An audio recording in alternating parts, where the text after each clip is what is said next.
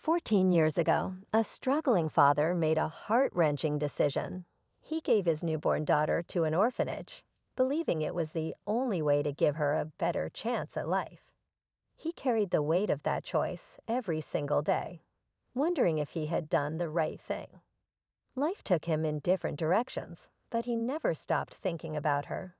What she looked like now, how she was doing, and whether she would even remember him.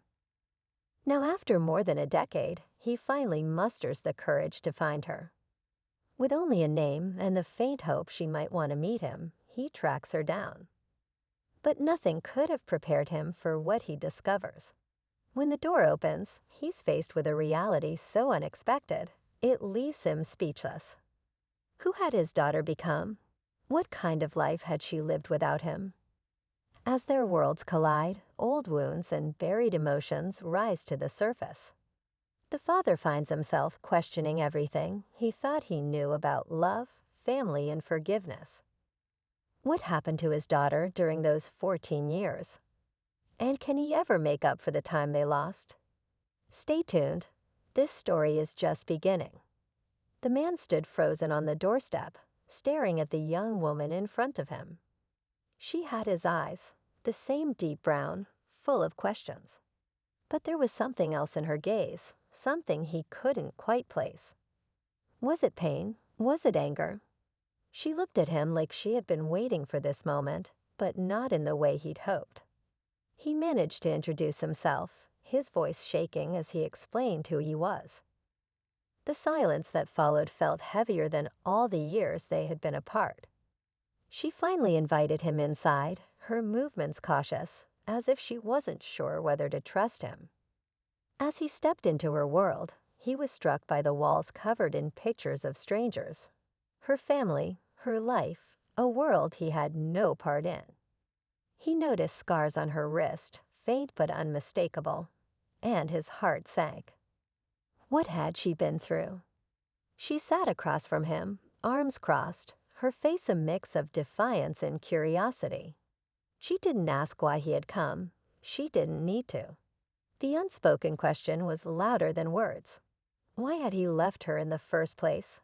And more importantly, why now? The silence between them stretched, heavy with words left unsaid.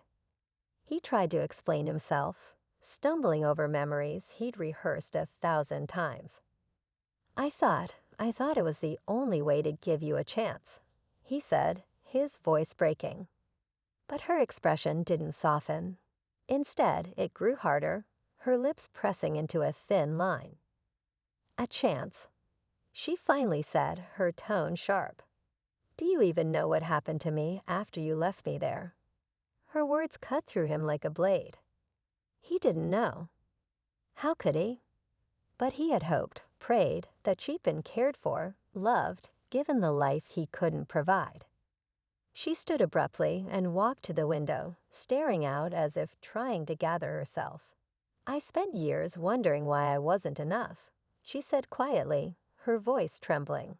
And then years convincing myself it didn't matter. He wanted to tell her that she was asterisk enough, that she always had been.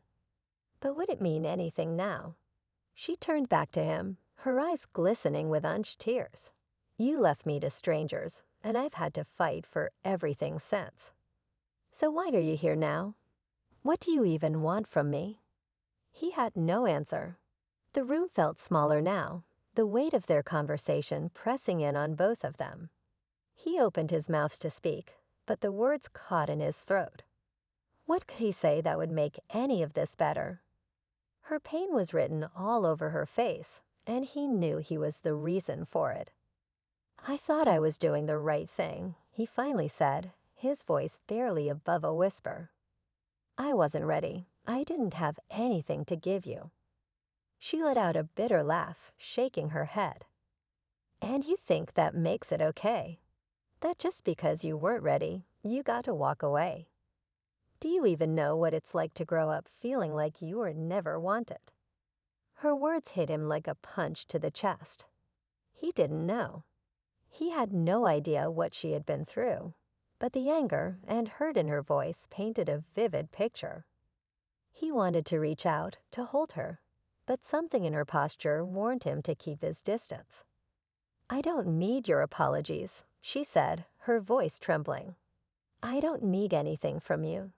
But there was something in her eyes, a flicker of vulnerability, of the little girl who had once wondered if her father would ever come back. Just as he was about to respond, she turned toward a closed door at the end of the hallway. "There's someone you should meet," she said, her voice steady but her expression unreadable. She pushed the door open, and what he saw on the other side made his heart stop. He stepped into the room cautiously, his eyes adjusting to the dim light. At first, all he noticed were scattered toys and a small bed in the corner. Then he saw her, a little girl with curly hair, sitting on the floor, deeply focused on coloring in a book. She looked up as the door creaked, her big brown eyes locking onto his. His breath caught.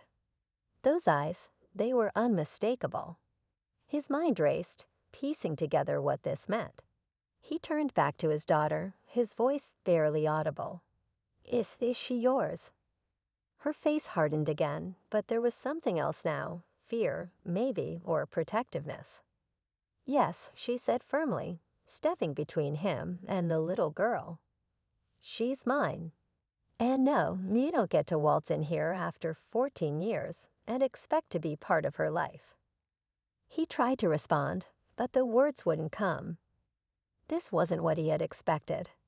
He had come here to mend the past, not to face a future he didn't know existed. The little girl tugged at her mother's hand. "Who is he, Mommy?" she asked innocently, her voice full of curiosity. His daughter hesitated, her eyes flickering between him and her child. "He's no one," she finally said, her voice breaking slightly. Her words were like a dagger, but he couldn't blame her. Not after everything. He looked back at the little girl, a million questions flooding his mind. Had she struggled as a single mother? Had she been left alone, just like he had left her? The guilt grew heavier, but there was no time to process it. His daughter squared her shoulders, her voice steady but cold. "You've seen enough. You should leave now." But just as he turned toward the door, the little girl's voice rang out again. "Wait," she said, her small hand reaching toward him. "Are you my grandpa?" The room fell into a stunned silence.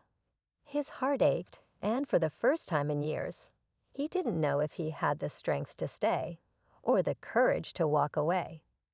The little girl's question hung in the air, breaking through the tension like a whisper in a storm. His daughter froze, her back straightening as if bracing herself for what might come next. He crouched down slowly, meeting the child's curious gaze. "Yes," he said softly, his voice thick with emotion. "I'm your grandpa." The girl smiled, her innocence piercing through the heaviness in the room. "Grandpa," she repeated, as if testing the word. But her mother quickly stepped forward, her face a mix of anger and fear. "That's enough," she said sharply. "You don't get to do this.